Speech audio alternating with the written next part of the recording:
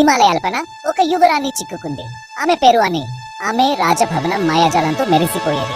కానీ ఒక దుష్ట మాంత్రికుడు ఆమెను క్యాచ్ చేశాడు. నేను తప్పించుకోలేను, సహాయం ఎవరుంటున్నారా అనే చాలా ఒంటరిగా భావించింది.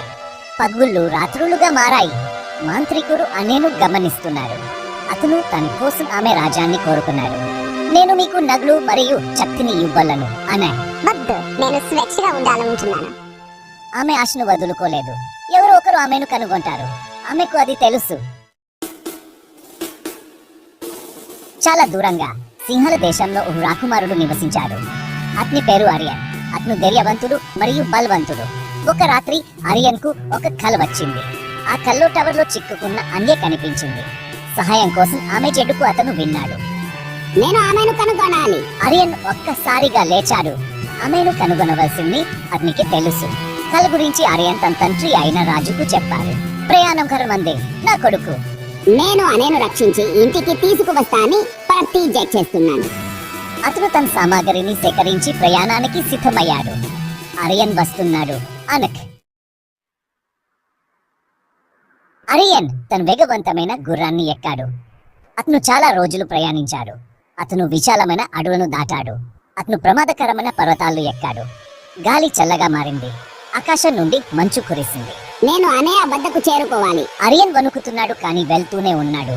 అతన్ని ఏది ఆపలేదు. అతను అనేక ప్రమాదాలను ఎదుర్కొన్నాడు. రాత్రి పూట తొడేళ్లు ఎలాడాయి. మంచు తుఫాను అతని మార్గాన్ని అడ్డుకుంది. నేను వదులుకోను. అతను తొడేళ్లతో పోరాడాడు.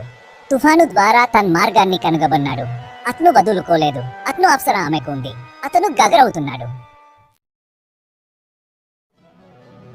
చివరగా మెరిసే రాజభవనాన్ని అరియన్ చూశాడు. అంటే లోపల ఉందని అతనికి తెలుసు. కానీ మాంత్రికుడు కాపలాగా నిలబడ్డాడు. అతను పొడుగా మరియు బెదిరింపుగా ఉన్నాడు. నువ్వు నన్ను ఓడించలేవు, అతను గర్జించాడు. అరియన్ తన కత్తిని దూశాడు.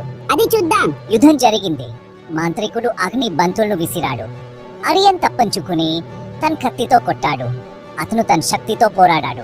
టవర్లో చిక్కుకున్న అంచె గురించి అతను అనుకున్నాడు. ఇది అతనికి బలాన్నిచ్చింది. అతను మాంత్రికుడిని ఓడించాలి. అతను అనేను రక్షించాలి. చివరి దెబ్బతో అరియన్ మాంత్రికుడిని ఓడించాడు. మాయా రాజభవనం అద్దదుచ్చమంది. అని అక్కడే నిలబడి ఉంది. చివరికి స్వేచ్ఛగా ఆమె పరిగెత్తుకుంటూ అరియన్ చేతుల్లోకి వెళ్ళింది. వారిద్దరూ చాలా సంతోషించారు. వారు ఒకరినొకరు కనుగొన్నారు. వారి ప్రయాణం ముగిసింది. అరియన్ ముచ్చేసాము. వారు కలిసి సింహ దేశానికి తిరిగి వచ్చారు. ప్రజలు జైధ్వానాలు చేశారు.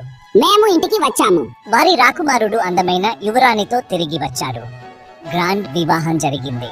అరియన్ మరియు అన్న తెలివిగా మరియు దయతో రాజ్యపాలన చేశారు. వారు కలిసి సంతోషంగా ఉన్నారు. మరియు వారు తమ అద్భుతమైన సాస్యాత్రను ఎప్పటికీ మర్చిపోలేదు.